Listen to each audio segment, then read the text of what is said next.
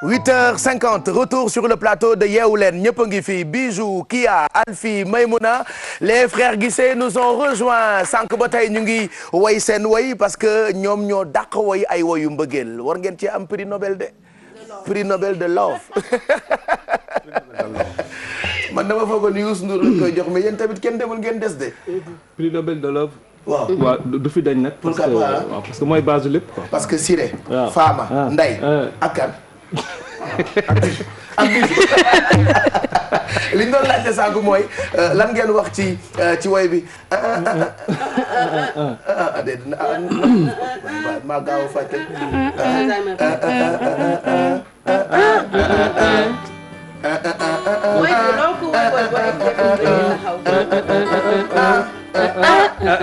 dañuy supposé na ku nekk wax lan nga xalaat. mbëggeel en tout cas wax mbëggeel la. xaw ma nag lan lañ la wax. nee nga chef d'entreprise nga doon. est-ce que woyu mbëggeel la. femme.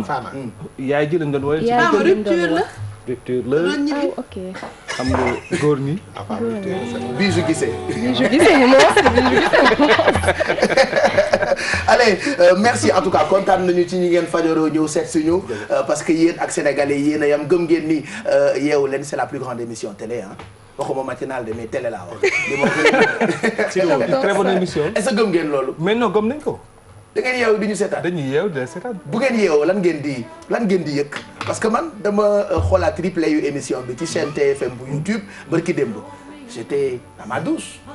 pépère comme on dit avec mon téléphone portable. ma dugg YouTube xool TFM ma ne xaaral ma xoolaat Yeewu Leen. mais ce qui m'a attiré. c'est les gens ay nit yu reetaan laay gis. fajar gi ça imagine à 6h45 ma gis ay nit yu reetaan donc man dafa mel ni comme si étranger laa ci émission bi. may seetaan sama bopp ak li ma ciy àndal di reetaan. est-ce que yéen loolu ngeen di yëg. mais même chose da lay yee da lay jox. un bon démarrage de la journée. Super. Ouais, donc c'est ça quoi une journée qui démarre bien démarre comme ça. ah ben c'est cool. tu sais que am na ay xarit yoo xam ne ñoom dañuy war ne du direct parce que mënuñu yeewu. 6 heures du matin. nekkee nii am énergie bi ils me font waxal dëgg bi rek ban heure ngeen koy enregistrer c'est en direct da ngeen di woote sax di ñu jot ñu ne ma non c'est impossible. est-ce que direct la lii dañ koy enregistrer.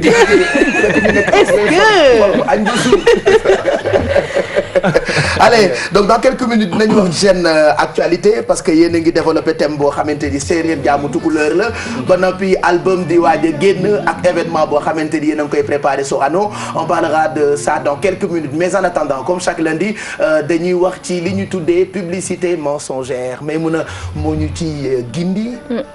voilà Pape Cheikh tey demoon nañu seeti ki nga xamante ni mooy Léon Patrice Sarr di avocat à la cour pour mu waxal ñu li nga xamante ni moom mooy publicité mensongère. avocat yi de.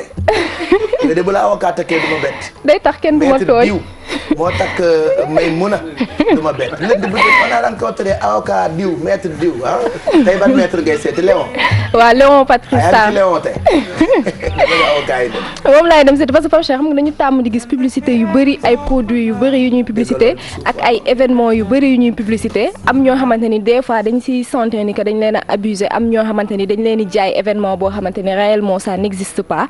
taxoon nag ñu dem seeti ji comme ni ma la ko waxee benn koo xamante ni xam-xamam màcc na si wàllum yoon mu indil ñu déjà lan la ñu tuddee publicité mensongère ak koo xamante ni sentir nga ni dañ la ci abusé ban yoon nga war a dem pour entrer waat dans tes droits ak aussi koo xamante ni jàpp nañ la ci ban daan la ñuy teg sa kaw nañu seetaan reportage bi dellu si waat si plateau bi Pape Cheikh. publicité nekk na lu gën a gaaw a fësal njënd ak jaay wala xew-xew tax ñu bari di ko def ngir fësal li ñuy liggéey wante nag mu am forme publicité boo xamante ni mooy gën di law di publicité mensongère. publicité mensongère définition bi dafa xaw a large parce que li yoon di dugal ci publicité ak en termes de réglementation dafa tere lu bari. Je donne un exemple simple. yoon dafa wax ni que publicité warul naxaate warul exploiter situation faiblesse su nit warul créer de faux espoirs publicité waruñu ci décrire ay caractéristiques ci benn produit boo xamante ni nekkul donc toutes les fois où ñu ngi ci situation boo xamante ni li ñuy wax ci biir publicité bi méngoowul ak li nekk dëgg foofu mën nañu wax ni que am na publicité mensongère. mu am nag ay lois yu bëri yuñ tëral ngir wax ci lan mooy publicité mensongère. Ce qu'il faut comprendre c'est que publicité dafa am plusieurs textes yu koy réglementer au Sénégal. Texte bi jiitu c'est une loi de 1983. moom mooy texte bi njëkk bi nga xamante ni moom moo doon réglementer publicité au Sénégal ak avènement nouvelle technologie bi mu am yeneen texte de loi yoo xamante ni ñëw nañu aussi di traiter de la publicité. Je prends l'exemple de la loi sur les transactions électroniques. C'est une loi de 2008 ak de la loi sur la cybercriminalité ak le décret d'application de la loi sur les transactions électroniques. Texte yi ma la mujj cité la nii dafay wax ci wàllum publicité mais publicité bi nga xamante ni dañ ko def en utilisant les nouvelles technologies de l'information et de la communication. am na règle yoo xamante ni mu ngi woon ci texte 1983 bi mais dañ ko réaffirmer ci texte yi ma mujj cité mooy texte 2008 am na yoo xamante ni ñu ngi ci texte 1983 bi mais nekkul ci yeneen texte yi nga xamante ni moom mooy régir publicité par voie électronique. Ce qui fait que textes yooyu yëpp noonu dañ koy lire ensemble pour permettre de comprendre la réglementation globalement de la publicité au Sénégal que mu nekk la publicité sur support physique mooy di ñu yàgg xam rajo télé wala papier que la publicité par voie électronique notamment yi ñuy jot ci téléphone yi wala yi ñuy envoyer par internet. délit boobu nag ñu ngi ko mën a constater ci façon yu bari. Le meilleur moyen bu ñu gisee que ñu ngi nekk di def une publicité mensongère bu nekkee par exemple c'est que la publicité bi dafa nekk ci support papier mën nañu jël support papier bi au huissier mu constater ko. bu nekkee publicité bi dafa nekk ci beneen support boo xamante ne du support électronique li ñu mën a def du support papier li ñu mën a def mooy ñu jéem ko capturer bu nekkee son ñu def enregistrement sonore bi bu nekkee image ñu jéem a def enregistrement image yi et c'est ça qui va constituer déjà le corps du délit. Et maintenant ki nga xamante ne moom dafa jàpp ni que dañ ko nax wala publicité bi respecté wul règle yi yoon may na ko mu déposer une plainte et maintenant sur la base de la plainte bu ñu defee investigation yi ba mu am ni que publicité bi effectivement li muy wax ak li nekk dëgg du benn en ce moment là nit ki mën nañ ko topp. publicité mensongère ku ko def ba ñu jàpp la ci daan yi moo la ci mën a fekk. loi bi dafa prévoir deux types de peines am na des peines d'emprisonnement am na amende.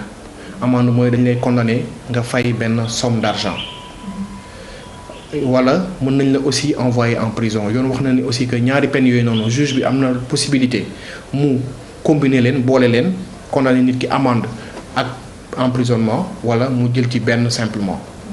mën na am aussi li ñuy wax peine complémentaire mooy ni que dañuy ordonner que décision bi nga xamante ni dafa condamner nit ki nga xam ni dafa def publicité mensongère que décision boobu noonu ñu publier ko aux frais ki nga xamante ni moom moo def publicité mensongère bi pour que ñeneen ñëpp ñi déggoon publicité boobu noonu xam ni kat loolu ñu waxoon du dëgg ba kooku àtte nañ ko ba yoon dal na ci.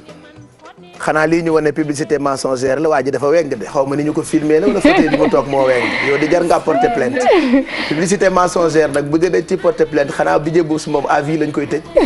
xam naa ay 10 ans yooyu rek ah. lu mu def publicité bu fi jàll moo ko wax de. ah mais bu ci amee ay mensongère moom à vie lay tëdd. dina ci tëdd moom di jëbbu si waat. mesdames messieurs. ah di wax ay wax yu rëy. dëgg la de relais bu dee ñaar ñu may la 5 sans possibilité de réduction de peine. mais Boubs moom relais rek la dañ koo fay rek mu def mais ki nga xamante ni moom publicité bi moom moo fay pour ñu defar publicité bi wala ki nga xamante ni mooy jaay produit am peut-être kooku la ñuy mën a topp Pape Cheikh. ok mais man damay dégg xeetu publicité bu nekk Sénégal peut-être ñun fii pragmatique gu ñu à un point boo xamante ni bu ñu gisee dara ñu porter plainte tubaab bi dañu koy faral di def lu leen mënti déranger ñoom boo leen jaayee diw bu diw bi niinulee sax ñoom ñu porter plainte ñun amuñu habitude boobu et pourtant dafa am solo yenn saa yi nga publicité ne ñëw leen par exemple tel ou tel événement boo demee nga jënd place su 20 000 nga yegg ba ci salle bi doo am place su 20 000 wala sax doo toog wala sécurité bi toroxal la est-ce que am nga possibilité par exemple ne loolu publicité mensongère la. effectivement parce que xam nga ñu bëri dañuy jàpp ni publicité ci ay produits jënd ak jaay mais événement comme ni nga ko waxee mën nañ ci porter plainte parce que des fois di nga gis ñoo xamante ni dañuy jaay par exemple benn événement par exemple ñu am benn soirée peut-être ñoom siiwuñu bu baax. wala boog seen public largeul. ñu ni par exemple su présence effective par exemple Youssou Ndour. léegi pour gën a xëcc nit yi fekkante ni boo demee ba ci jour J ñu ni la il a été empêché wala mënul ñëw. publicité mensongère la fekk yow jënd bi ngay jënd sa billet wala bi nga xam ne ngay jënd benn produit wala benn service ensemble produit bi package bi nga jëndandoo. donc bu fekkee nag da nga yow ñëw nga tu te sens abusé wala li nga xamante ni moom moo taxoon nga jënd ko. gisoo ko yow mun nga porter plainte parce que dañ la abusé maintenant su fekkee nag kooku nga xamante ni dafa waroon ñëw am nañu preuve réelle ni que il a été empêché et que naroon na ñëw bu boobaa nekkul publicité mensongère parce que nit ki amoon na intention ñëw mais de plus en plus da ngay gis ñoo xam dañuy bind ay turu nit yu bëri alors que ces personnes ne sont même pas au courant. d'accord am na ay publicité tam yu ñu xewal surtout ak praticiens yi genre garab bi boo ko jëndee dalay jox ngóora wala dafay faj lépp est-ce que par exemple boo ko jëndee am rendez-vous utiliser ko te ngóora gi ñëwul publicité mensongère la je veux savoir ah non mais wax leen bopp Djiby ak Cheikh mensongère la non garab bi boo ko jëndee dalay jox kattan mais pas cher te Boubacar Diallo ko dàq mais tam ngay am da ngay nga dem doo gis dara ah oui boo gisulee dara publicité mensongère la mus na la dal wala non musuma mais Pape Cheikh cas boobu man la ma siy xaw a jaaxal. cas bu critique la cas la ci biir cas il faut nga constater. défaut bi maintenant nag constat bi laa xamul nu ñu koy defee. ñu ngi defee constat mu bu fekkee mën nga am plusieurs cas yoo xamante ne dañuy revendiquer la même. mais genre publicité yooyu sax Pape Cheikh lu si bëri dañ koy tere parce que amoon na benn télé de la place bu doon def xeetu publicité bu yoobu. après CNRA da leen a ko tere parce que il faut. tu sais que man entre nous loolu moo tax may seetaan RDV par exemple. Jupiter Diagne maa ngi lay nuyu ak madame Guèye.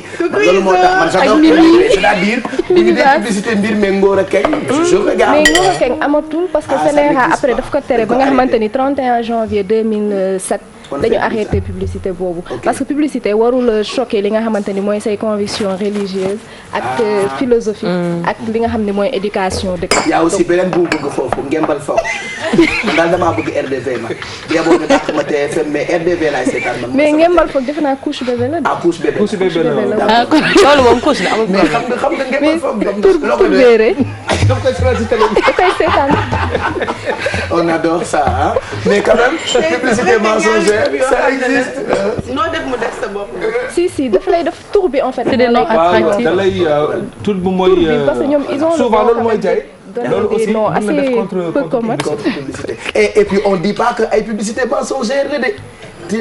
yu baax la te ay seytaane te ñu woo waa RDV ne waa TFM ñu ne on n'a pas dit ça j'ai juste pris des exemples parce que damay seetaan RDV voilà c'était une petite parenthèse et nous on aime bien c'est ça et actuellement bu fekkee def nga loo xamante ni ci publicité la nga jàpp ni publicité mensongère la qu'est-ce qu'il faut il faut porter plainte à la police ou le tribunal ngay dem parce que xam nga dafa am ñaari mbir am na déjà li nga xamante ni mooy yoon lu mu ci wax am na tamit CNRA Conseil national de régulation des télécommunications c'est ça Conseil national de régulation de l'audiovisuel voilà donc ñoom dañuy autosaisir su yenn façon publicité amee parce que ñoom ñoo war a télé yi nga xamante ni am na yëpp ak médias yi ñoom ñu xool publicité yi nga xamante ni moo fiy jàll déjà avant aspect sax mensonge bi ci am ak naxaate bi il faudrait que mu nekk en conformité ak comme ni ma la ko suñu conviction religieuse politique ak Sénégal la ñu ne donc warul choquer warul tamit utiliser ay xale yoo xamante ni ils sont innocents xamuñu li nga xamante ni moom la ñuy jaay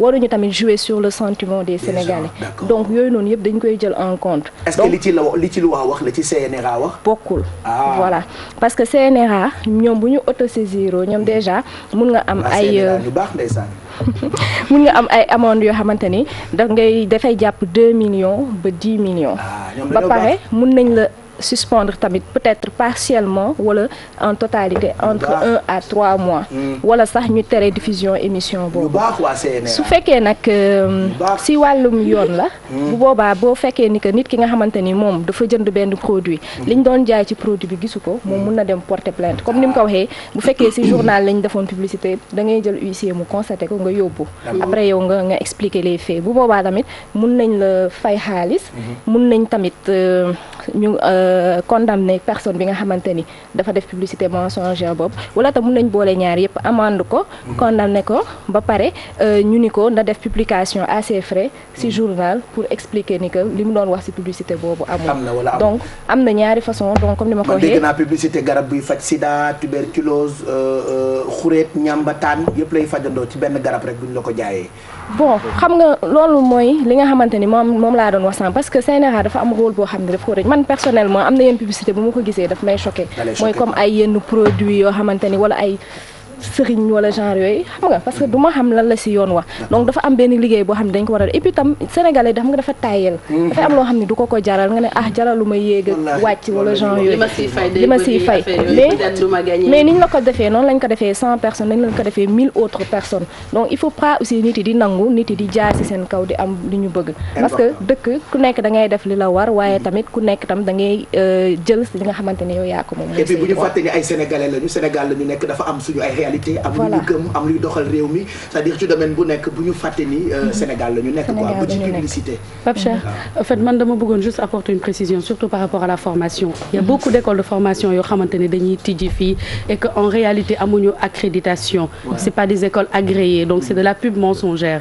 du coup étudiants yi dañ fay dem jàng ba seen deuxième année de formation gis naa ci cas yu bëri bëgg dem à l'étranger yeggali ko fa alors que duñu am diplôme d'état fekk nax nañ leen donc c'est il faut faire très attention ngeen jël seen temps dem inspection peut-être du travail wala fu ngeen ko mën a vérifier en tout cas ngeen vérifier si cette école est bien accréditée il y a trop de pub et puis école yi nga xam ne également ah oui écoute elle est là pour ça oui of course donc di nga xool également le nom des établissements da ngay gis benn école boo xamante ne day nekk France nekk école bu mag foofu nga gis fii Sénégal benn waay boo xamante ne dañuy en fait ils utilisent pratiquement les mêmes à des exceptions près. À des exceptions près la ñuy utiliser je vais pas citer d'exemple mais buñ ko defee yow sa bopp da ngay yaakaar ne école boobu la te boo ñëwee di laajte ils vont pas te donner des informations assez claires pour nga non ñoom nañ la jël rek.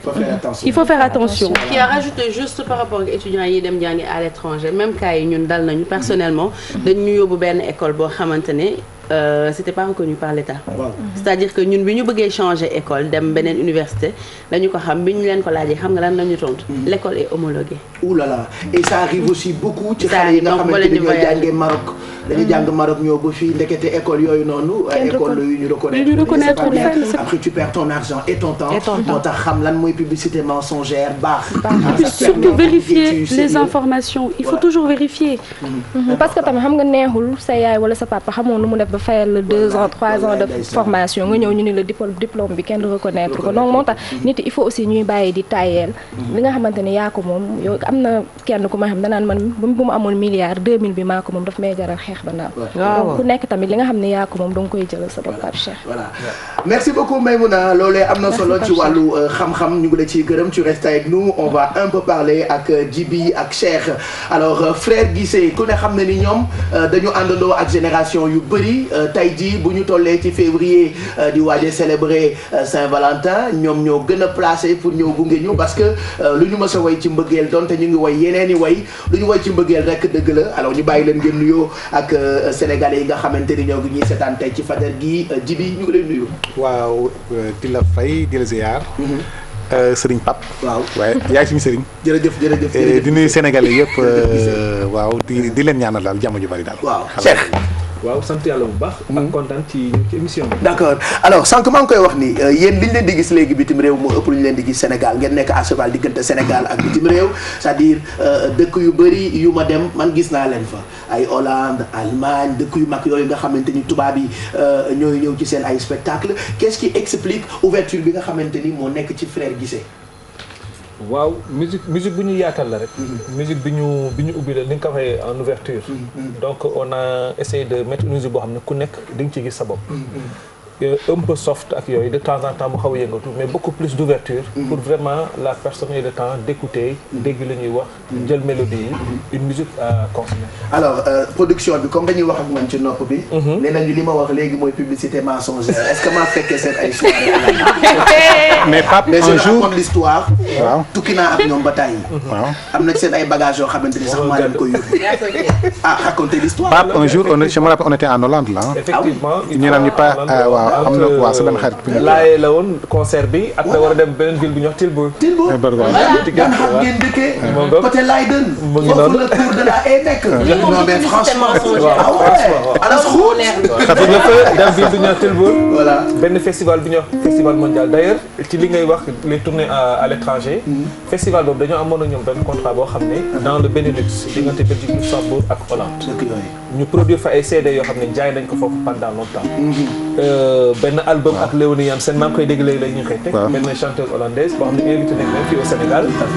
et puis ak benn jazzman yoo xam ne ay album yoo xam ne def nañ ci ay tournées plusieurs fois donc une fois effectivement ci benn tournée ci boobu nga yem quoi. voilà alors léegi dañu bëgg ngeen woyal ñu tuuti parce que tey ci suba dañoo xëy ñu xaw a nostalgique on s'est rappelé de Fama xaw ma ndax Fama la ñuy dem wala Siré comme Fama moom dafa dem nañ dem ci Siré ba xam nañu làmb Siré ba xam waaw. nañu làmb Siré ba xam da leen bàyyi ñu woy leen beneen affaire bu. non ñun dafa am ñu bëgg ñu tamit am nañ ci mais yéenay woy. non non ñu bon on va essayer non on va tester dañu bëgg a xam kan moo dàq woy ci. ok ayca. Cheikh dindi kii bi wala.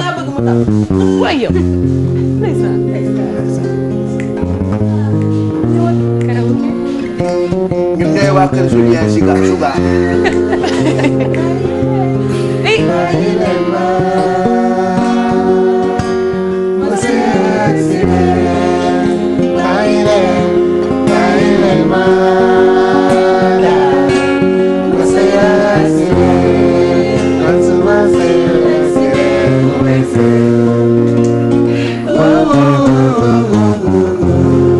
gagné na 300 000. jërëjëf.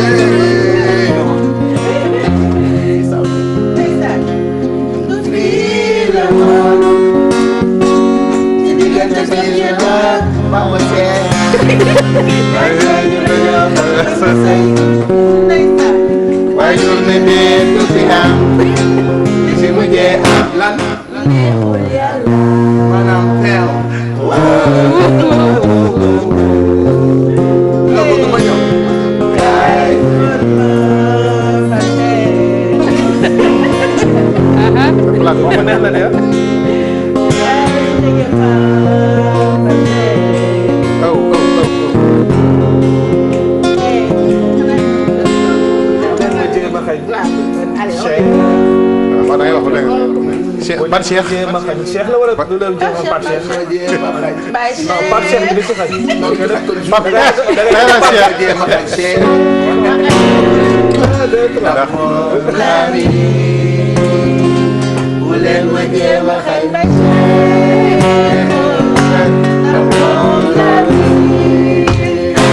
xanaa gisu leen ma fu ma ànd ak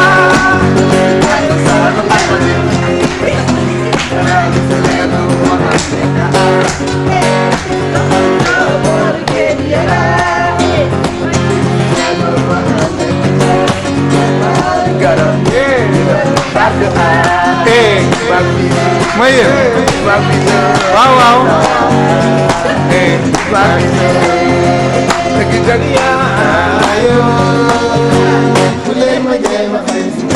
yàlla tere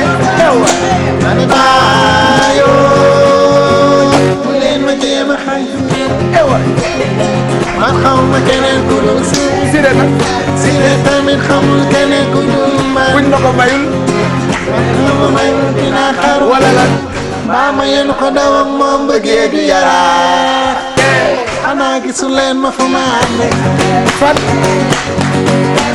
du yaraa xanaa gisu leen ma fu ma ànd fan doxanto bëggee du yaraa yaa moom ma Siré yaa moom ma Siré Masiré bu amoon nag tama daf may gën a la frère Guissé mais ndekete yéen ndox du bàyyi yoon ah.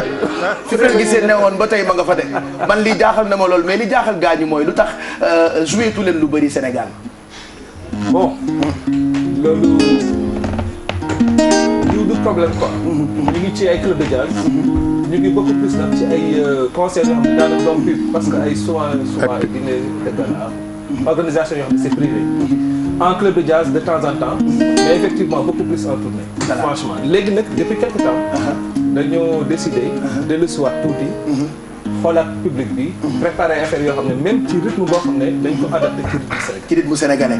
alors album bi ngeen di préparé gis naa ni liggéey ngeen ci ak plus de 20 artistes ngeen tuddee ko jàmm ak salaam album bi pare na mais actuellement sortie bi la sénégalais yi di xaar. waaw ce qu'il y a on a eu l'album de Frère Guissé boobu moom la ñu téye instant bi on a une vingtaine de titres boo xam ne dañ ko pare war ko génnee du yàgg ba pare song beneen enregistrement en Slovénie encore. mais l'album Jàmm ak Salaam c'est quelque chose qu'on a sorti avec Jean-Pierre Senghor un arrangeur sénégalais qui a vécu donc 25 ans au Brésil clip bi moo nekk noonu nit ñi di seen c'est une compilation d'artistes en fait boo xam ne une vingtaine c'est une dizaine donc waaw beaucoup d'artistes. Moi j'ai découvert l'album bi ma gisee woy bi daf ma jox un peu capoeira musique brésilien yi maa ngi ko gis keroog RTS. voilà cette année ci émission Ayni Mbodj ak Hervé. alors Ayni comme tubaab la le frère Guissé le frère Guissé di wax Ayni lu ko dal Mbodj Ayni quand même je t'aime beaucoup Ayni arrête de yëngal tes yeux s'il te plaît les rendez-vous de la RTS le frère Guissé mais j'ai rien compris ci Ayni li mu doon wax après la gis clip bi ci la comprendre ne d'accord Ayni frère Guissé lay wax dañoo demoon Brésil ak 20 artistes mais j'ai rien compris ci li Ayni doon wax on t'embrasse Ayni Mbodj. Jean-Pierre Senghor une production de Jean-Pierre. est-ce que vous étiez sur le plateau bu RTS keroog. man maa fa wala yaa fa nekkoon mais gis nga li may wax li Ayni doon.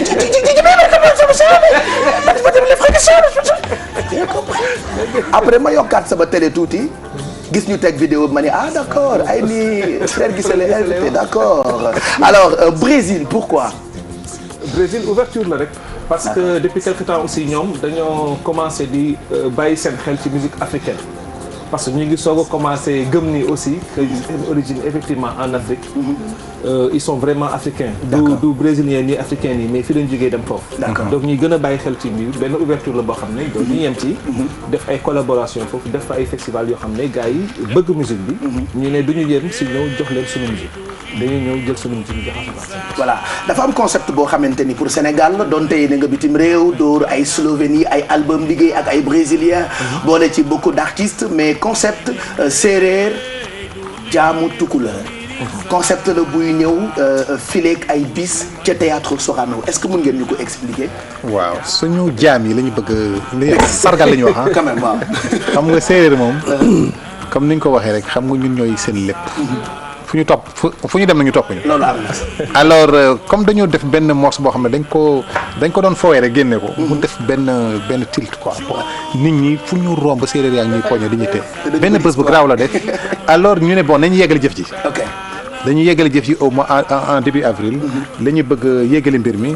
et puis ce qui li tombé mooy que y a quelqu'un parmi eux qui s'appelle Oussou Ndiol un jeune il m'a appelé cette semaine ne ma grand ay ca waay dañu def dara ma ne ko yow maa ngi préparé Sorano bi maa ngi ñëw te fii foog ñu rendre séeréer te aussi ñoo ko yor. waaw quand même séeréer ñoo yor affaire de séeréer di ngeen ñu ko woyal ci kanam mais comme dañoo nostalgique ce matin balaa may dem ci Alfie bay ñëwaat ci coup de cœur yi ak bisou dañu bëgg a déglu Fama.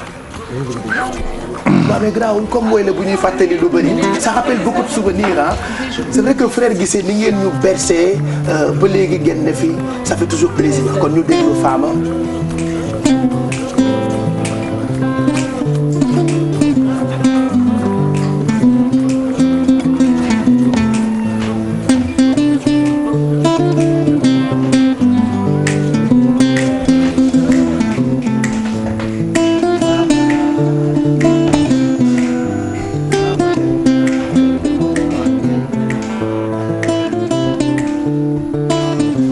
ngeen di way nag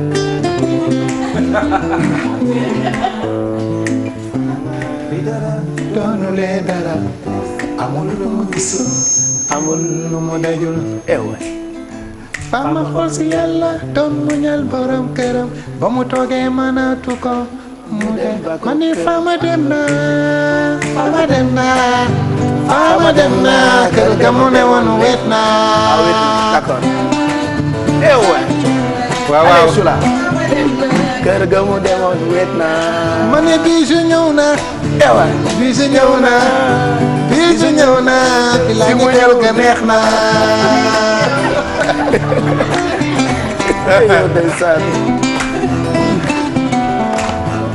kon fay ine mooñ ne dafa muñ ko yaa nangoo uuf njabootam Fama mooy ki nga xam ne dafa muñ ko yaa nangoo uuf njabootam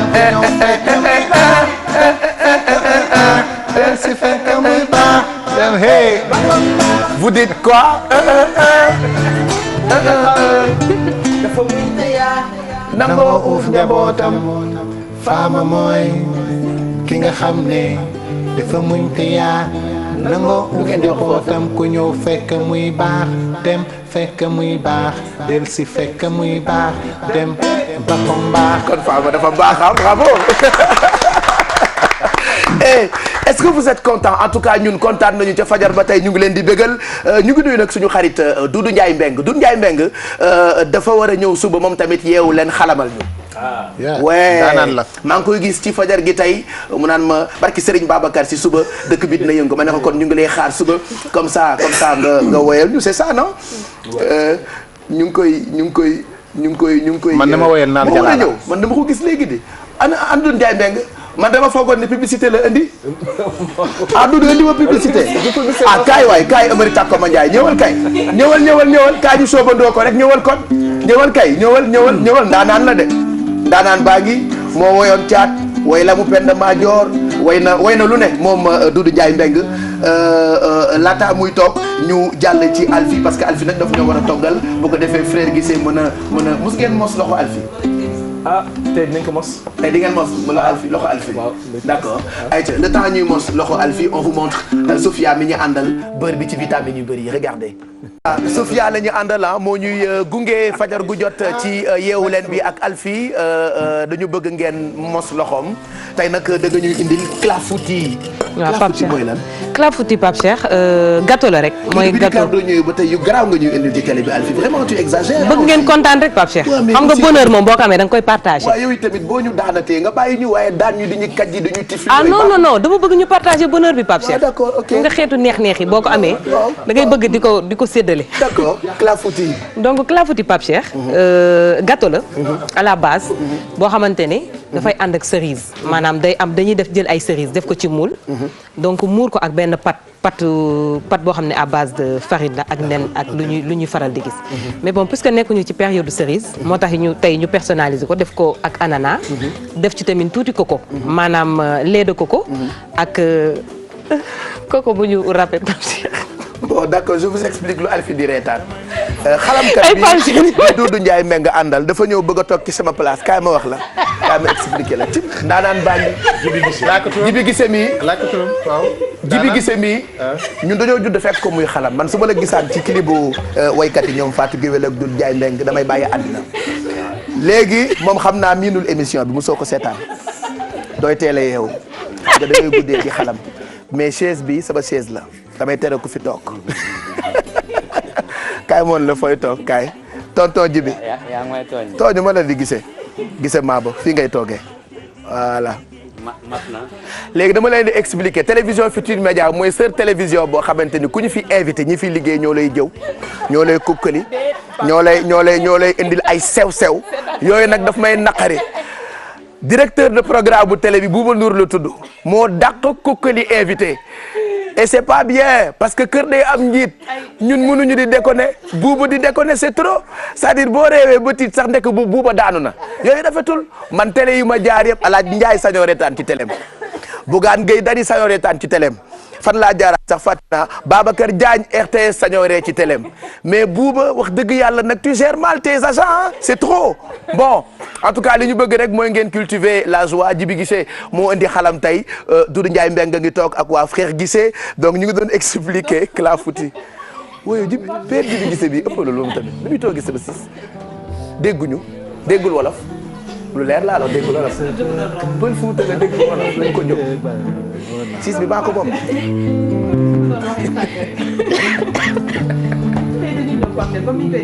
beurre Sofia donc beurre Sofia Pape Cheikh gamme la donc Sofia am na ci beurre gamme mbete diw waaw Sofia am na ci meew Sofia am na ci ananas Sofia am na ci lait de coco donc saa ñu ñëwee rek dinañu gën a taxaw ci produits yi ñuy defar pour gën leen expliquer njëriñ ñu am te du publicité mensongère ah ouais c'est sûr Sofia moom li muy wax dëgg la du mensongère waaw léegi meew bi ñu am ñu jël dañuy jël benn stick donc def ko ci ndox bi d'habitude meew soo ko defee ci ndox bu sedd da ngay gis dafay donj mais lii c'est instantané da nga koy def rek Sofia du donj non da nga koy def rek gis mu seey Pape Cheikh mu nekk meew yoo xamante ne bokk na ci yu gën donc dañuy jël sunu meew Sofia gannaaw ba ñu jëlee sunu beurre bi ba pare enrichi en produits laitiers def ko sunu fond moule yi nga gis ni parce que ay clafoutis individuels la ñuy def donc moom la ñu def ci fond moule bi dañu jël sunu suukar def ci sunu katne ni ñu am ni yëpp la ñuy boole jaune beeg blanc bi tey yëpp la ñuy boole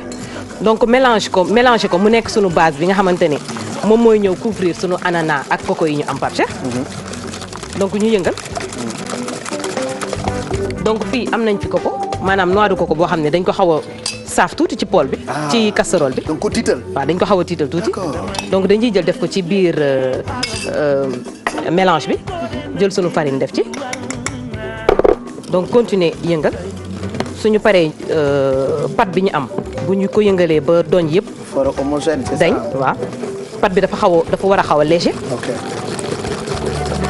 warul dang comme pâte cake yi ñuy am d'habitude bi moo koy gën yolo ma non damay gaawantu rek parce que temps bi dafa xat da nga am ay invité pour mën a wane yëpp donc ñu jël suñu lait de coco mi ñu am fi donc def ko ci biir ndoxu coco la lii lait bi pas ndox bi mais lait de coco lait bi ñu defar ba waaw lait yi nga xamante ne dañuy pressé coco bi donc ba lait bi meew bi ci nekk waaw meew bi ci nekk génn meewu coco d'accord ba tey bokkul ak ndoxu coco ba léegi bokkul ak ndoxu coco waaw ba léegi bokkul am meewu coco ak ndoxu coco yaa dégg de donc ñu jël lépp coco la ñu jël sunu meew Sofia bi moom it def ci biir parce que comme ni ma la ko wax Alfi waa Ndar ñoo naan koko waaw ay Pape Cheikh di nuyu waa Ndar nam nga leen ñoom ñëpp nee na ñi ngi xaar yeewu ñu ngi jëm dara waaw waa hôtel de la Poste ñi ngi lay nuyu ak waa Chaumière waaw waa Chaumière sama maam Adja Khady Sène bu ñu jógee Gorée mercredi après ñu ngi jëm Ndar dëkk bu ne bëgg nañu fa dem pour def yeewu leen parce que dañu bëgg ngeen miinante ak télévision Futur Média émission yu mag yi ngeen di seetaan di ko dund di ko enjoy ñu jege leen comme ça ngeen mën a dund li ñuy dund surtout fajar gi donc bu leen fàtte Gorée la ñuy njëkkee mercredi bi 6h45 dinañu àndandoo ak yéen toute la journée ci télévision Futur Média bu ñu fa jógee ñu ngi jëm nag Gorée le temps Arfi di defar yëfam ñu fàttali leen ñu ngi àndandoo ak Post One mi ñu àndal nag mu ngi leen di ñaanal bonne semaine bu neex parce que lu jëm ci yónnee wala jot xaalis Post One moo ca gën te moo ca gën a gaaw bu dee da ngay yónnee 200 dong ngay fay te xam ngeen ni fépp foo xam ne dañu fay yónnee wala ñu fay jot xaalis bu ngeen demee ci bërëb yooyu di ngeen fa fekk Post One donc na ngeen laajte Post One njëriñam ak ni mu baaxee lan moo tax ñu leen koy digal Post One ci boppam mu ngi leen di souhaiter une très bonne journée Alfi soo paree gis naa la ngay teg say ananas waaw dañuy jël ananas Sofia bi def ko ci fond wu moule bi d'accord donc jël ci pâte bi ñu defar ni waaw à base de farine nen ak coco ak lait de coco donc def ko ci ñëw def ko nii ci biir moule bi ok donc suñu paree enfourner ko enfourner suñu ay ramequin pendant 40 minutes Pape Cheikh après dafay dang waaw après dafay dang d'accord mel ni moitié cake rek di la xaw a jox waaw di la xaw a jox cake ak man ngay piis daf ma rëcc ok waaw kon su ma enfourner merci Alfi Doudou Ndiaye Mbengue fekk si nañu Doudou Ndiaye ñu ngi lay nuyu xam nga man bi ma lay gis ci fajar gi dama foogoon ni li nga ma wax démb ne ma amoo jot pour yeewu lundi bi quand même mais di nga indi ay publicité ak yooyu parce que yow amuloo benn temps mais finalement nga da ngay ñëw toog Doudou. waaw Pape Cheikh gannaaw ba nu sant yàlla julli ci yonent bi. di sant Serigne Touba. balay sa buri sëñ Mbacke Maram di gërëm suma yaay nag. bu baax ajaratu Ndiéngue Ndiaye. maa ngi nuyu surtout sama frère gisee yi ma fi fekk. ñii sumay xarit lañu. bu yàgg ba tey bu yàgg. daan naa ñëw seen kër ci yaraax. yàgg na may ànd ak maa joor sama doom bàjjana Assou Fall Mbengue. ci kër Diallo Picc. Diallo Picc ndeysaan ñii ay sama rakk ju ma bokkal benn ndey ak baay muy Ousmane Ndiaye. moo leen daan tëggal. Ousmane tey léegi mi ngi Hollande. kër Ali Cissé Ndiaye. waaw kër Ali Cissé Ndiaye. di ma xam a bëri. donc yow defe naa ni dama lay njëkk a gërëm ci ni ngay liggéeyee ci culture musique sénégalaise ndax li may wax ni frère Guissé yi duñ ma bàyyi ma fen tey bu ñu demee bay boole guitare sèche ak xalam may nga fit yu bari du Ndiaye Mbengue nag dafa nekk ci préparation bu mag anniversaire ci Doudou bi nga anniversaire rek léegi yàggul de. waaw Doudou ñooy wax nag xam nga lan la. waaye bii nekk xaritu Macky Sall warul tax nag ngay anniversaire chaque ñaari weer. waaw non dëgg laa bëgg sa baat neex li ñuy dem dafa bëri dañoo bëgg a noppalu tuuti nag. ndax sénégalais yi amel nga leen ak dangi Doudou Ndiaye Mbengue woote day fees saa yoo wootee nag Doudou bàyyi ñu ba déwén ñëwit. non xam nga Pape Cheikh. ku ci mel ni président Macky Sall. sa xarit sama xarit. ak soxnaam. lay delloo njukkal. maanaam nuy sama 38 ans de carrière. lay fêté. ci kaw sur chaîne bi. en plus que defaale gala émergence. donc gala de l'émergence la. gala de l'émergence 38 ans de carrière. parce que anniversaire bi passé say at nga doon anniversaire mais bii nii ñu jëm ni 38 ans de carrière yu Doudou Ndiaye Mbengue ci kaw bi nga tàmbalee woy day xale yi fi nekk yëpp juddu wuñu de. 77 am na sa album boo xamante ni xam naa bu ma waxaatee buuba mi nga xam ni moo raw Big Vert te mu ne publicité mensongère mais wallaahi dama dugg benn kër Hollande encore parce que man je suis hollandais. ma dugg ci benn kër fekk fa ay tubaab wallaahi fekk leen ñuy déglu albumu Doudou Ndiaye Mbengue album boo xamante ni man animateur aw ma ko ma dégg leen ñuy way tubaab bi naan e Moussa sa bali ya wulo e wulo e nata wulo sa bali ya wulo way la boo xamante ni man xaw ma ko woon nekk te génne nga ko plus de 20 ans bitim réew. dëgg la parce que xam nga Pape Cheikh comme man li may wax rek yàlla daf ma dimbali ci way maa ngi ko tàmbali ci tëgg bool man ak suma tante Ndeye Marie Ndiaye Gawlo ci ngént yi ci takk yi ci mbappat yi ci làmb yi ba tey loolu moom ma may possibilité bu ma woyee rek damay sentir sama bopp ma ci sentir Gawlo ndax tubar fakal la ku ne xam na ni bu xalam njëkkee dugg ci sa yaram ak boolu 125 boobu bool yi ñuy teg nii mi ngi jar 125. 125. moom la ñu tuddee boolu 125. mu koy dëpp ni sunu kaw mag Ndeye Marie Ndiaye. kon mën nga tëgg bool. bu ma la géloon bool nga yuux. waroon ngaa indi bool. dama tëggoon bool ba sama baaram bi fii dafa amoon benn tut. bool. barke Seexul Xaddim. waaw tey ñu maa wutal bool ci ginnaaw boog ma dëppal ko ko. doo beeg Cheikh. non jaru ko. jar na ko kat ji bi ñëw na. Amady Tàkko ba Ndiaye nag jar na ko de. xam naa fi nga bëgg. xam nga yow da ngay dafa am sama benn morceau boo xam ne heure bu ma koy woy toujours sama xel dafay dem ci yow. ndeysaan barke Seexul Xaddim muy la mu Penda Mandione. wallaay naa góoli naa da nga ko bëgg lool ba ki dem rek dama lay déglu ci sama rajo. wallaahi nga teg ko ci wax loo xam ne man ni xool ko. wallaahi lii rek moo ko mën a daaneel. wallaahi parce que Pape Cheikh lu neex dafa neex. wallaahi lu neex dafa neex. donc te ñun amuñu lu dul. moo tax je suis fier su ma demee léegi ba déglu rajo yi. ñu ngi gën a indi tradition. mais c'est ça. donc dama ci mais complexe la woon. ci ay animateurs di ko teg. au début. lu tax góor di teg lii. pourquoi góor du teg pourquoi waaw maintenant ñëpp a ngi ciy dox quoi. mais léegi. ñi nga xam ne ni ay noble lañu. waaw noo soxla li nga décalate. wallaahi parce que noblesse. dafa am importance. te noble yi bëgguñu kantang kundum dañu bëgg lu leen di luy wàcce seen stress. te comme ñun dañoo bari stress. bu ci kanamee tuuti. ñii ñaar. dafa am lu mu nuyoo léegi. waaw léegi du ngeen dem ci loolu ma xool 9h30 34 Bijou Ndiaye kanamam ndaw na te dafa am lu mu waaj xam naa ne su ma ko lebee tey dama dóor fii ci ginnaaw. Pape daal zone na oo mbëla na. Pape daal. bëgg naa nu xam ni le 11 avril. le 11 avril ci kattanu yàlla. au théâtre national Daniel Sorano. waaw du Ndiaye Mbengue gala de l'émergence. dellu njukkal président de la république. mu baax mi sama xarit suma doomu ndey. ñu waxaatal émergence. gala de. l'émergence. waaw pourtant mën na ko def. ah mais Pape Cheikh quand même nag jàng naa. est-ce que xam nga ni fanaan nañu studio pour Fatou Guewel.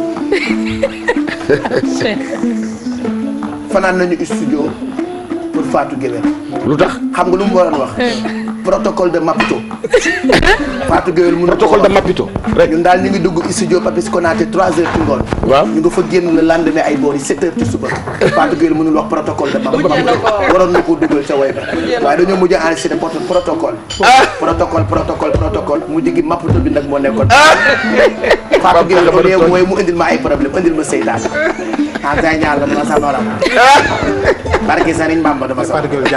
est-ce que mën nga génn studio bi. mais looloo neex ci ngéwél. waaw yow da nga yàgg ak président Macky Sall muy ku baax nag. baax ak soxna Marème Faye. moom nag suñu yaay la suñu xarit la.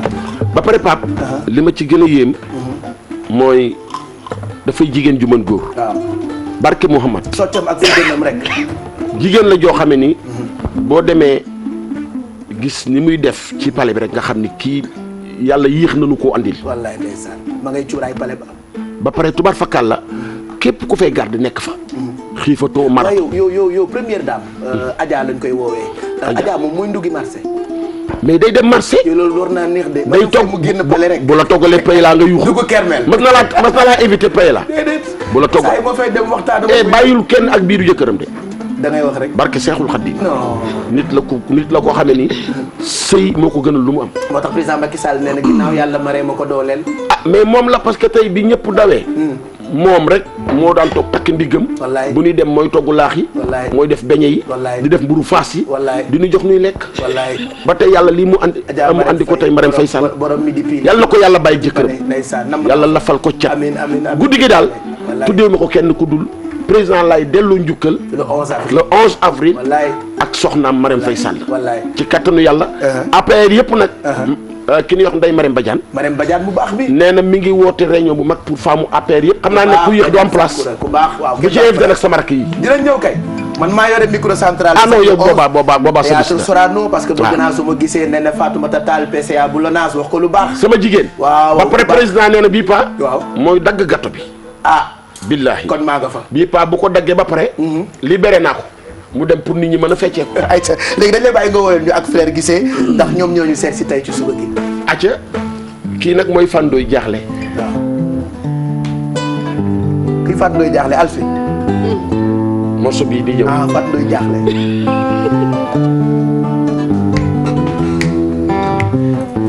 ndeysaan.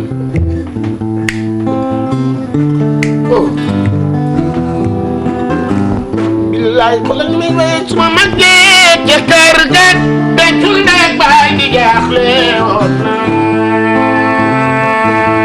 la.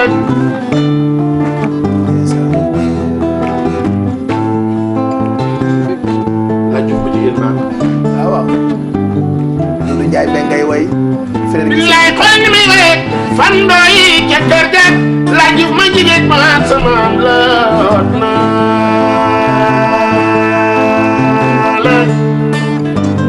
ci bi Guissé ngi xalam ñoom ñëpp Guissé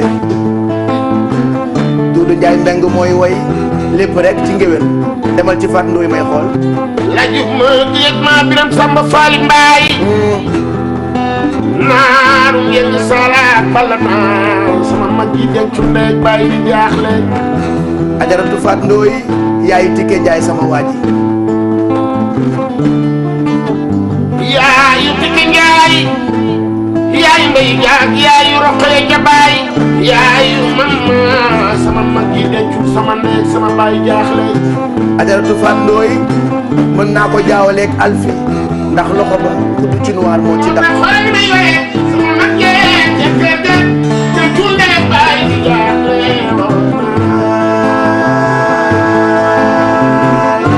dem katu Màkka yi xam nañu kan mooy Fat Ndoy ndax Màkka sax dafay sóobi di fa ruy di jaay yàgg doon jàmbaar magu du jaay fekk la Fat Ndoye waagaan xamis waagaan waagaan ku ma sajjaa bëggeer dàmbaani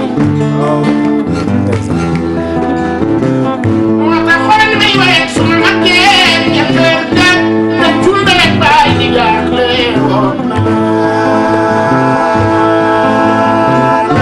ki Dembo Njaay ba may aji kër Adja Ndey Soxna Mbu fekk naa fa Fat Ndoye mu toog yaay naan ma kañ ngeen koy invité nag moo dàq ko togg Alfide mooy ko Dudu Njaay si rek Kumba Lawbe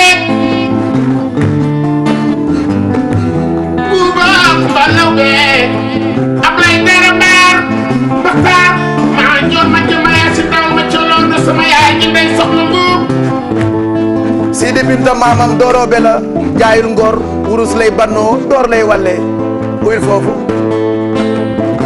dugum ci yaay Yuusuma jigéen waaw yaayu Buuba sama waaji tukuri ndey tay nduur fu laa fay na borom ndey ju baax mooy jur doom ju baax bu kenn rey nee na fa la amee chance waaw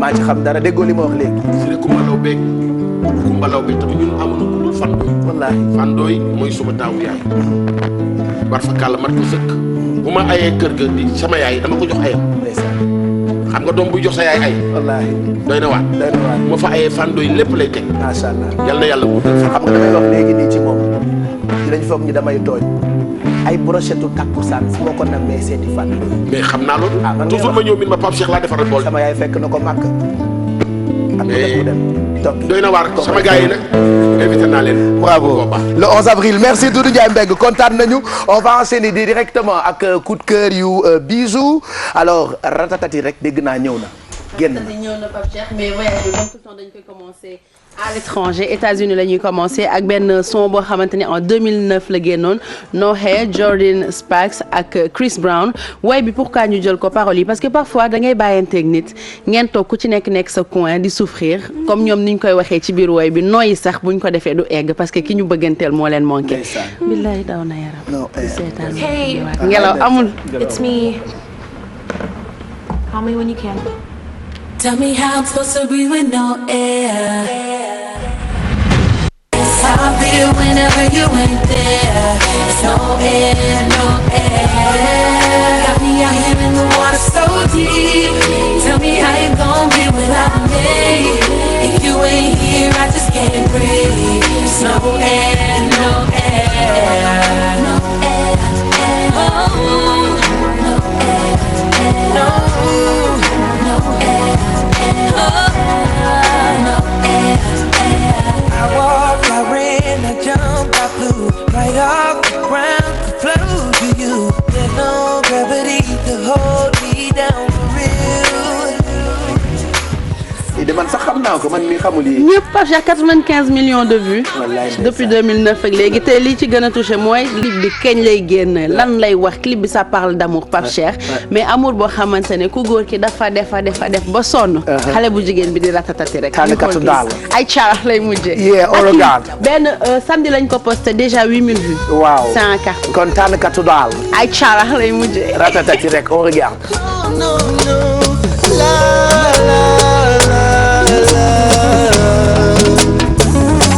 Ratatatirek, tumalama.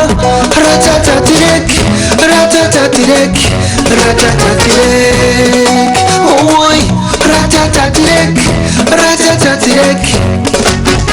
Pamela Juni, Banyulo, Janela Auto, Bedawa, Tapahala Hifulo, Takachi Dilawa, Kateflune. Don't forget, though you love, tell them how to know, appreciate. Ratatatirek, so no way, Gamini Mise. Tell them, fuck ni munga, I'm kuma girl, look at ratatatirek. What did they say? Ratatatirek, ratatatirek, ratatatirek. Oh, why?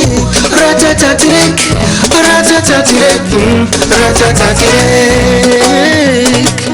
You told him, you told him, you told him.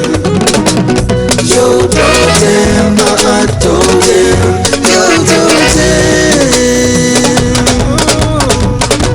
$100 foku fek ci acara lay muje luwente zia luwente kër ay numbers mangi fene nga chama tinampani baby on vous promet clip bi après yeewu leen bu journal bi jàllee ñu jox leen intégral bi parce que bi mooy feelingu weer bi ratatati rek hymne yeewu leen la mais hymne Sénégal la mu ngi bokk ci compilation I Love Sénégal ku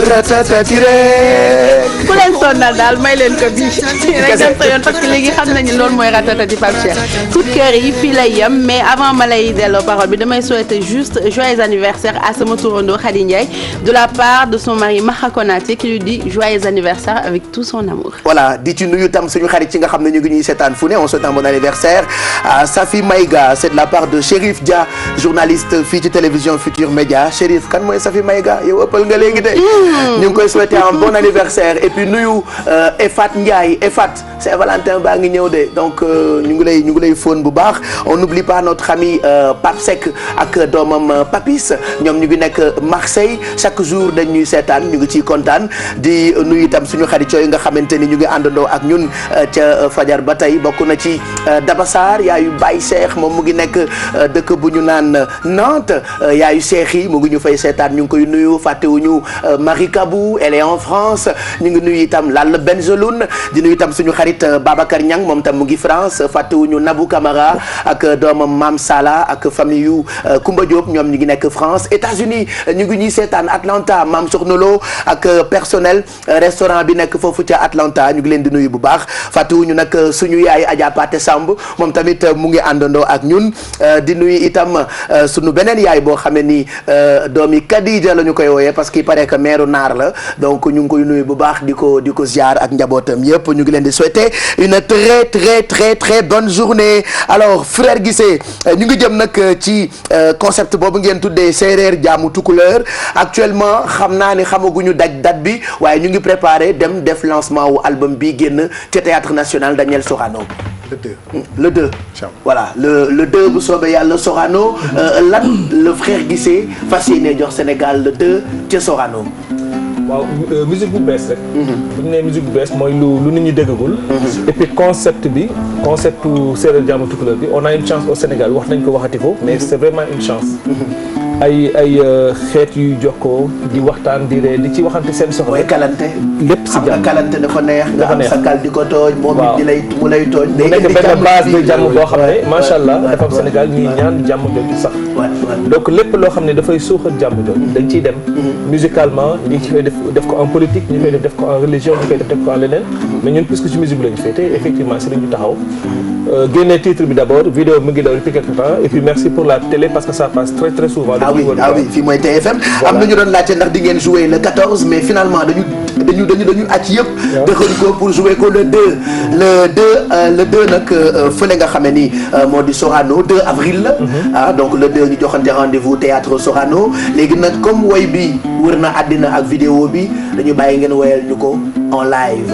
parce que ñu ngi préparé ak voilà le 2 night show ak frère Guissé bu ko defee ñu gën a décortiquer woy yëpp. Mohamed Ndiaye mu ngi préparé wu revue de presse bi frère Guissé la ñu bàyyi ñu woyal ñu séeréer jaamu tukulóor. kon séeréero na fiyo me xeme girobo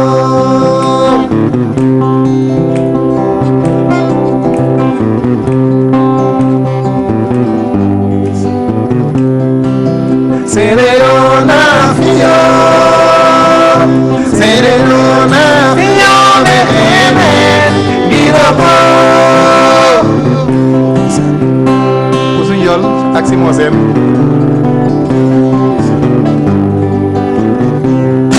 kon Sereno jaamu tukulóor la loolu leer na Sereno jaamu tukulóor la kenn du ko werante Sereno na fiyo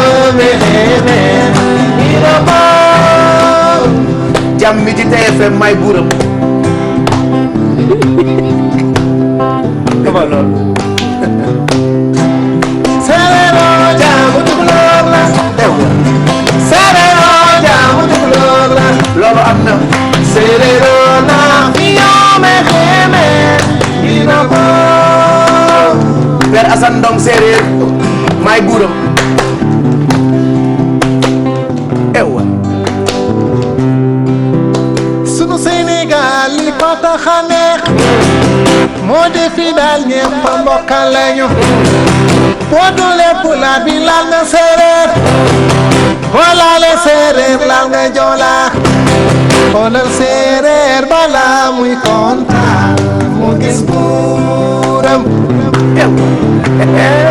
loolu fort na de laa ilaaha illallaah bu soole séeréer bu ngeen nanguwul ba tey tooñ ajiga ki manke ambasina men iyo fat agar atop den mi waro gare fat nin iyo serero andi xoxof oxuto fen ada ofudo ada serero yoko yoko serero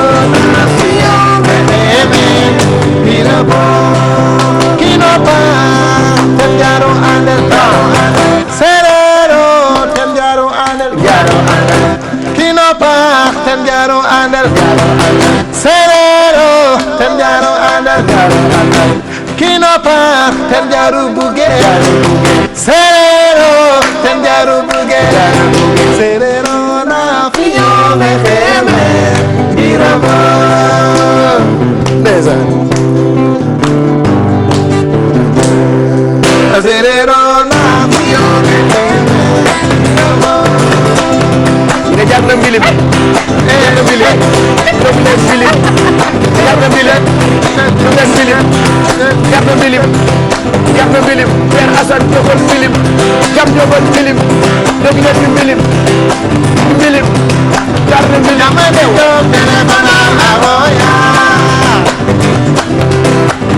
pesa mesar téléphone awoya Mouhamed Ndiaye fekkee loolu waaye teewa kon bu lay jóg téléphone awoya Ndiaye bàyyi wax ji te mbilim bëri nga wax may ko jóg téléphone awoya kon ma dem fay téléphone awoya iyo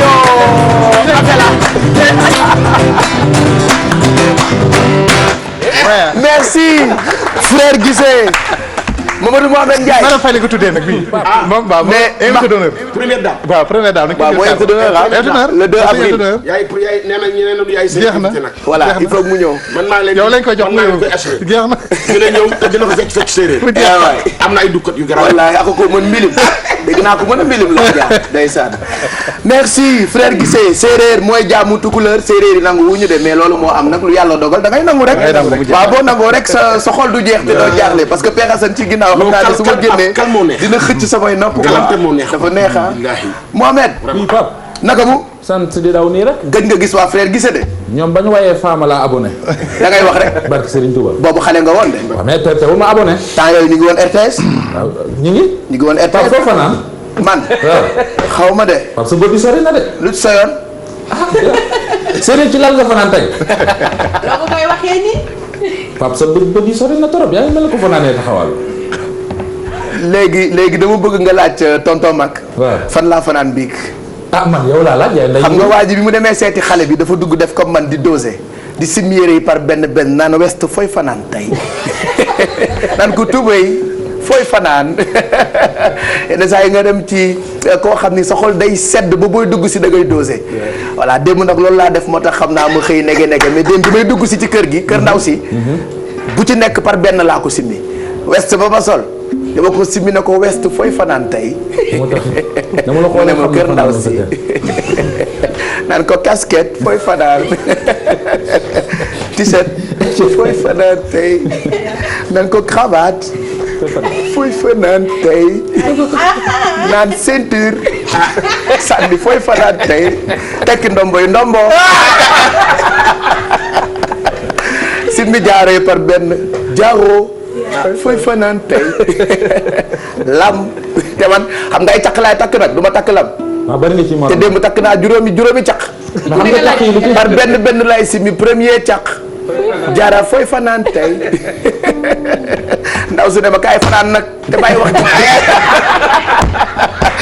allez dama lay bëgg wax nga dem ci revue de presse bi jërë ngeen jëf te nga bàyyi rey Mouhamed. ay jokkoon door ci populaire moom la ñuy xëyee ci yéen a kaay ñu xëyandool populaire xëy dikk ak ñun ci xibaar boo xamante ne ji mi ngi ko nangoo ci Abdoulaye Wade mbir la moo xamante ne ji kenn sóoru ko woon en tout cas li leer ba leer moo di tey jii fi nga xamante ne ji moo di tribunal président cour répression enrichissement illicite di Henri Grégoire Diop dana am gan Abdoulaye Wade ci boppam ni ñu ko populaire waxee moom moo fas yéene dem ca tribunal ba la ca yéeme nag mooy Karim Wade nee na dematul tribunal ay avocat am nee nañu dematuñu tribunal waaye Abdoulaye Wade moom ci boppam moo fas yéene dem tey ji ci tribunal ngir fekkee layu Karim Wade ak i ñooñam yéen a kaay bi nañu mi ngi ko wax gars yi nga xamante ne ñoom ñoo bokk ci front républicain bi mu doon dajeel naka démb nee na leen dinaa dem wan Henri Grégoire Diop ne ko koo puti mbokk mënoo koo jëw beneen bi topp mooy yéen ñi nga xamante ne ji bëgg ngeen a dem leen en tout cas daal Abdoulaye Wade noppi na kon ngir xeex la doom ji populaire moo ñu ko xëy xamal laas si dikk na ci wooyu la wàll ndax bu ñu sukkandikoo ci li populaire wax laas daf caa dellu siwaat ci daje bi nga xamante ne ji Abdoulaye Wade séq na ak gaay mi démb mi ngi ni Abdoulaye Wade noppi na di sàkku ci François Hollande mi nga xam ne moo jiite France ak ki nga xam ne moo di Barack Obama mi jiite États-Unis ñu jàppale doomam ji am indil ko assistance judiciaire Wade gi yéen a kaay bi xëy ci dellu siwaat moom Abdoulaye Wade lu aju it ci li nga xamante ne ji fas na ko yéene xeex ak Macky Sall moo di benn lettre ouverte boo xam ne daf ko yónnee ñaari président yooyee yamu ca de mi ngi waaj benn document boo xam ne nee na 10 pages la lam ciy tënk mooy Macky Sall ak toj ak tooxi doona yi nga xamante ne ji ci gis-gisu Abdoulaye Wade nekkee ko na ko ci fi nga xamante ne ji moo di réewum Sénégal Abdoulaye Wade kon aw na yoonu yàqal Macky Sall Grand Place nañu yoonu yàq wala ñàkk a yàq li leer daal ñoom waa Grand Place te mu leer leen biir leen moo di Abdoulaye Wade jël na yoonu campagne yéen kaay bi nañu lu aju ci tournée nationale la bëgg a amal ak waa Parti démocratique Sénégal gannaaw bi mu dajale opposition place Obélisque Wade dojji na waa UJTL fas yéene ànd ak ñoom nag ñu wër li nga xamante ne moo di Sénégal waaye fuñ ci mën di dem ñoom waa Parti démocratique Sénégal li ñuy ñaawlu ak jébaane moo di nekk na président Macky Sall ci réewum Sénégal Parti socialiste seenu nekk ci réew mi dañu dem xooli Sud Quotidien mi ñu koy xamal ne kon lu aju ci parti boobee keroog samedi daje nañu taxawal seen bureau politique bi defaat ca US yéen kaay bii di Sud xëy ca dellu siwaat boole ak ki nga xamante ne ji moom mooy njiital parti bi mu di Ousmane Tanor Dieng la mu wax moo di Ousmane Tanor Dieng raxasaat na parti bi ban xeetu raxas mu ne ñu lu aju ci Aïssata Tall Sall mi nga xamante ne ji moo ne woon porte parole parti bi dàqee nañu ko foofa Aminata Mbengue Ndiaye yéen kaay bi nañu léegi mooy numéro 2 bu parti socialiste maanaam bu Ousmane Tanor Dieng jàlle moom mooy romb loolee moo xew kon ci parti socialiste réew mi quotidien xëy ko dëggal lu aju ci sud ak li mu wax réew mi foofee la dellu si mu di lu aju ci ki nga xamante ne ji moo di ñi la ñaar Aïssata Tall Sall ak Aminata Mbengue Ndiaye ñu gis ko bu baax a baax mi ngi nii réew mi quotidien nañu kii moom tëbal nañu ko mu di Aïssata Tall Sall Aminata Mbengue Ndiaye leen gën a dolli dooleem moom mi nga xamante ne ji lu aju ci parti socialiste dañu ko kon gën a yokkal ay galom naka nonet Abdoulaye Wilane Walfadjri dellu si ci yooyu la wàll mu di daje bi nga xamante ne ji bureau politique parti bi doon na ko def lañ fa jël nay dogal Ousmane Tanor Dieng séddale na carte gi Aminata Mbengue Ndiaye dolli nañu dooleem Aïssata Tall Sall wàccee nañu ko Abdoulaye Wilane yokk nañuy galom Khalifa Sall yéen kaay bi nañu demul dikkul fa mu yemoon la yem yokkaluñu ko wàññiluñu ko loolee la Walfadjri et gis direct info ba mi dikk na ci yooyu la wàll mu di parti socialiste ak li nga xamante ne ji moo fa xew démb yéen kaay bi nañu Tanor ñetti na Aïssata Tall Sall teg na ko ci togg ku tonk ci gàttal daal mooy daf ko isolé loolee ci bureau politique beeg ni nga xamante ne ji noonu la ñu ko doxalee ñu dax dem ci observateur ak meneen mbir muy lu aju ci ARTP ki nga xamante ne ji moo ko jiite di Abdou Karim Sall ak ki ci wetam di Abou Abel Thiam ñoom ñaari ngi nii Abou Abel Thiam ak moom moo jiite collège des délégués ki mu jiite ARTP seen ñàkk a neexoo yéen kaay bi nañu la mu jur mooy ARTP dans l'impasse ci gàttal kër ga doxatul président Macky Sall sax yéen kaay bi nañu yëg na ko ba sant ci bon jonn mu dajale ministre bi nga xam ne moo yore poste télécommunication ak directeur ARTP ngir xam la fa xew en tout cas daal kër ga neexatul te ñoom ñaar ñii seen ñàkk a neexoo surtout Abdou Karim Sall ci nañ ko waxee na muy doxale moo neexul collège des délégués ba tax ñu indi fay jafe-jafe quotidien moom it mel ne ko am xibaar boobee ndax lim ñu wax moo di lu aju ci Abdou Karim Sall directeur général ARTP doxalin wa muy doxal ca ARTP doxalin waa bonte sal te yéen kaay bi nañu li moo tax foofee jàmm amatu fa budget 2015 bi ñu nattoon ba waroon ko wote yéen kaay bi ne nañu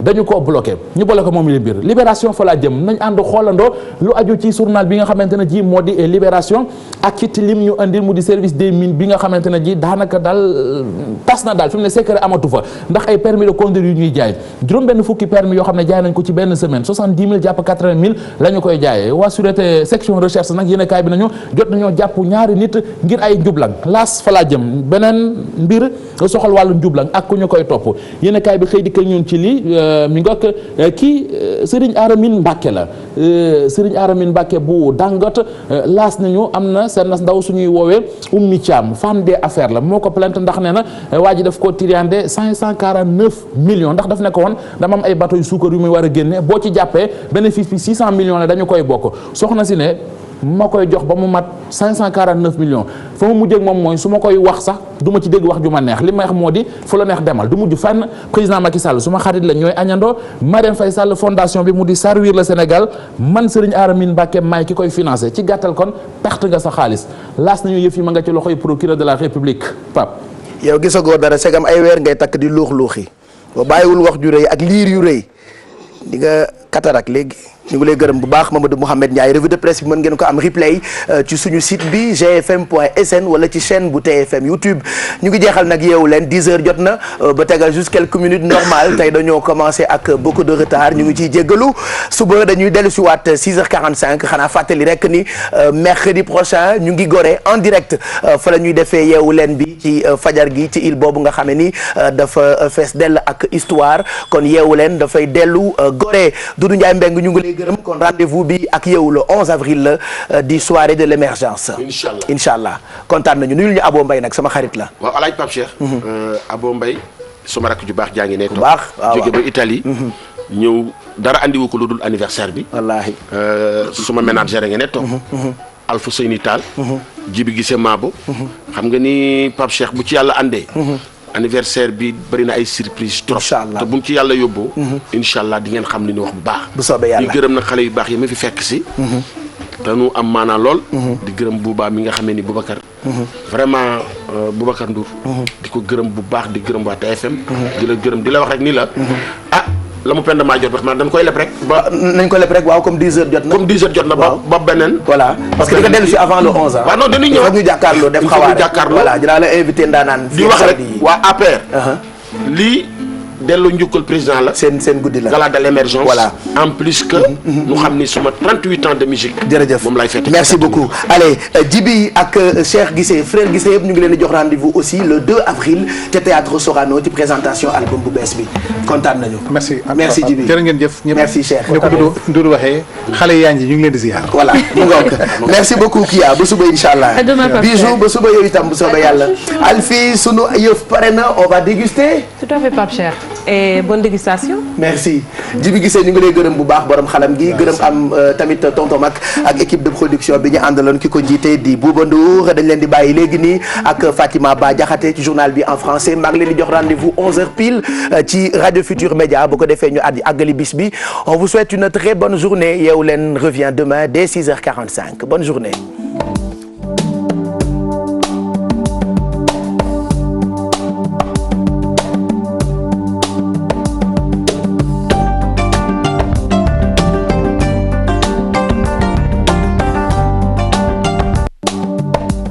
Mesdames, Messieurs, bonjour et bienvenue dans cette édition. Limogeage de Alioune Ndao à la tête de la Cour de répression de l'enrichissement illicite. Le procureur ne respectait pas les instructions de sa hiérarchie. Une déclaration du garde des Sceaux, Maître Sidiki Kaba, déclaration qui suscite des réactions. Maître Hassan Dioma Ndiaye estime que ces propos remettent en cause l'indépendance de la justice. Selon lui, malgré le cordon qui lie le parquet à l'exécutif, le magistrat doit conserver sa liberté. C'est un reportage signé La sortie du ministre de la Justice sur le limogeage de Alioune Ndao remet en cause l'indépendance de la justice. C'est du moins l'avis de Maître Hassan Dioma Ndiaye. Le principe selon lequel la plume est serve, la parole est libre. Quand un procureur reçoit des instructions au début d'une affaire, lui demandant d'aller dans tel sens ou dans tel sens, il est vrai qu'il doit se soumettre aux instructions. Mais une fois qu'il se soit soumis à ces instructions, il recouvre sa liberté. Selon l'avocat, malgré le cordon qui lie le parquet à l'exécutif, le magistrat doit garder son indépendance. Ça pose le problème du lien ombilical toujours entre le parquet et le pouvoir exécutif. est-ce que cette subordination organique, mais certainement pas fonctionnelle de façon absolue, doit-elle primer? C'est l'ajoutissement à la loi. Le magistrat, il a prêté serment, il est soumis à la loi. Est-ce qu'il doit faire primer des ordres politiques, des injonctions politiques par rapport à un serment qui l'oblige à agir d'une façon dictée par la loi elle-même? L'avocat estime par ailleurs que le principe de l'égalité devant la justice doit être de rigueur dans un état de droit. Le procureur qui a connaissance de la matérialité d'une infraction, son serment l'oblige à poursuivre.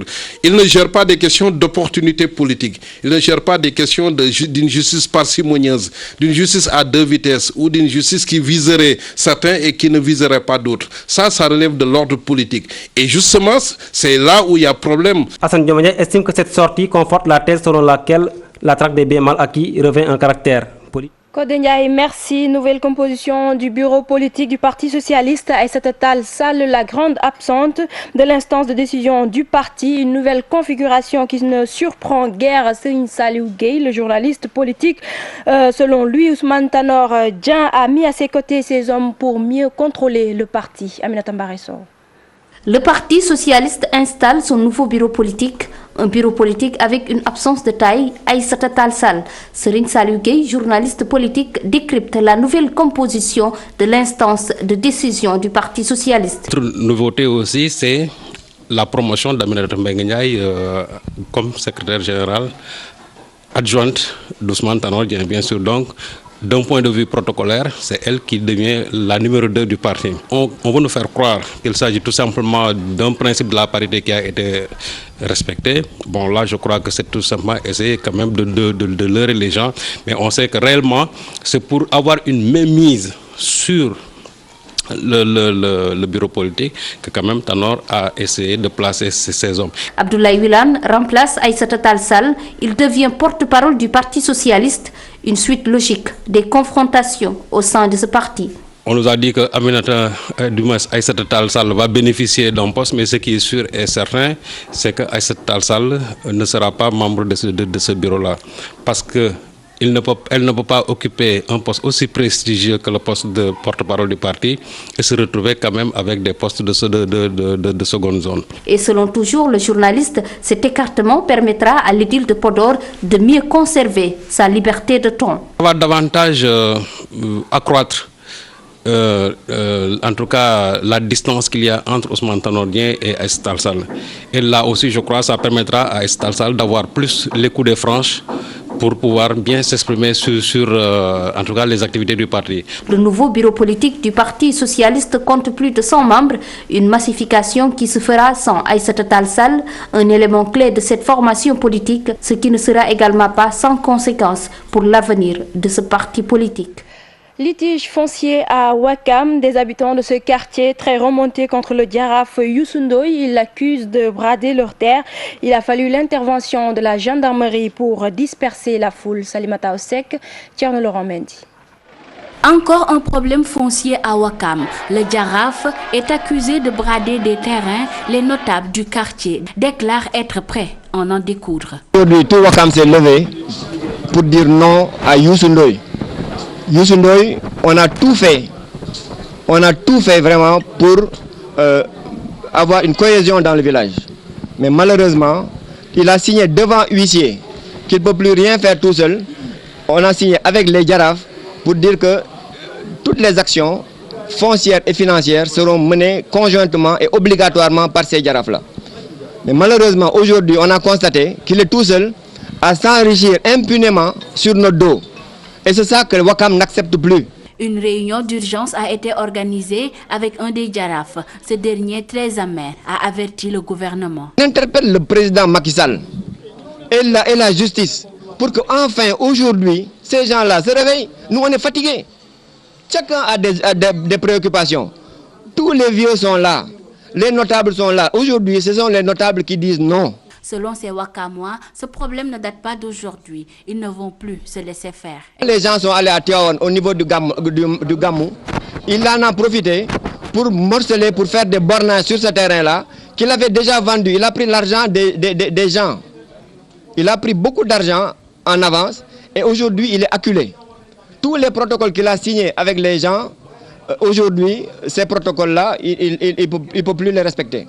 Le Jaraaf Youssou Ndoye, mis en cause, n'a pas voulu se prononcer. Il nous a donné rendez-vous ce mercredi pour de plus amples détails. Salimata Oussek, vous l'avez dit, le Jaraaf Youssou Ndoye va tenir un point de presse le mercredi prochain pour apporter des éclairages. Les plages pas très fréquentées en cette période de froid, les propriétaires de restaurants ne diront pas le contraire. Ils voient leur chiffre d'affaires baisser, contrairement aux vendeurs de café et cigarettes qui, eux, se frottent les mains en ce moment. C'est un reportage signé Cheikh Tidiane John, Younous Tiata. En cette période de froid, nombreux sont des Sénégalais qui désertent les plages. Ici, nous sommes à la pointe des Almadies où le soleil est au rendez-vous, le temps est clément, l'air agréable à respirer. Ici, les activités tournent au ralenti. Pour les plagistes et restauratrices de la plage, pointe des Almadies.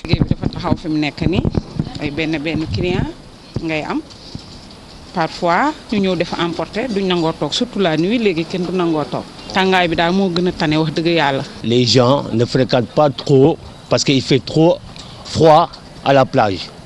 Donc notre activité c'est un peu diminuée, on ne voit pas beaucoup de monde comme avant quoi. Le malheur des uns fait le bonheur des autres. Martar, la trentaine révolue, tient un kiosque. Il ne se plaint pas dans la vente de cigarettes et de café très prisé des Sénégalais. Secteur bi moom man maay number one quoi maay boobu moom période seddaay bi moom à part fruits de mer yi moom café geek tabac bi moo gën a dox moom. Weekend bi maa ngi fi ba 3 heures ah VSD bi vendredi samedi dimanche bi moom maa ngi fi ba 3 heures du matin. Cette dame vivant à l'Hexagone s'active dans la collection de coquillages. Elle recherche la quiétude, ce qui justifie sa présence sur les lieux. Nous sommes en période de froid. Il y a moins de gens qui fréquentent la plage donc. Elle est calme, elle est tranquille.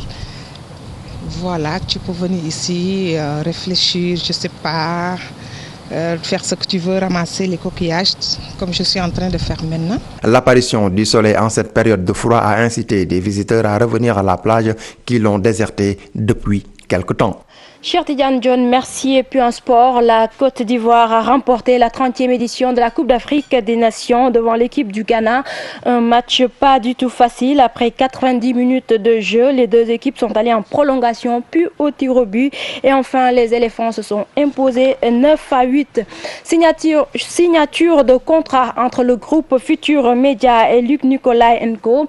Les deux structures comptent innover la lutte avec beaucoup de surprises. Elles demandent l'implication de tout le monde de la lutte. Adiatala. Luc Nicolaï & Co, après avoir renouvelé sa licence dans les règles de l'art, annonce les couleurs. En partenariat avec le GFM Entertainment, ils comptent ensemble régaler les amateurs et autres acteurs de la lutte. Quand je suis allé au CNG, j'ai déposé mes papiers en bonne et due forme, comme le règlement l'exige. Et ma licence m'a été restituée sans problème. Signer un partenariat pour rehausser la lutte, revaloriser la lutte et effectivement ramener la lutte au devant de la scène. Et je le dis tout le temps, je le dis que nous n'allons pas aujourd'hui quémander, nous n'allons pas demander aux sponsors de venir nous donner ou nous... Non, non, non, non, non. La lutte est l'un des meilleurs supports, et sinon le meilleur support au Sénégal. Nous allons œuvrer, le groupe Futur Média et moi, pour que les sponsors viennent à la lutte, nous demander à adhérer à la lutte. Le promoteur compte également sur la générosité des athlètes qui, selon lui, doivent faire preuve de professionnalisme pour sauver la lutte qui est en perte de vitesse. Déjà, les lutteurs en sont conscients. Ils savent qu'ils ont beaucoup fait quand même. Ils ne sont pas exempts de tout reproche. Ils ont un peu... fait des choses qui n'étaient pas trop orthodoxes, qui n'ont pas amené la lutte là où on l'attendait. Mais ils en sont conscients parce qu'ils traversent des moments très très difficiles. Donc aujourd'hui, c'est eux-mêmes qui aspirent à tout ce qui va contribuer à la bonne marche de la lutte pour pouvoir éventuellement ramener la lutte là où nous l'avions laissé il y a 2 ans. De nombreuses innovations sont en vue pour cette saison et les entités Luc Nicolaï & Co et le groupe Futur Media Entertainment ne comptent pas lésiner sur les moyens pour redorer le blason de la discipline sportive nationale. Adiatala, merci. C'est la fin de cette édition. Merci de l'avoir suivi et bonne suite des programmes sur la TFM.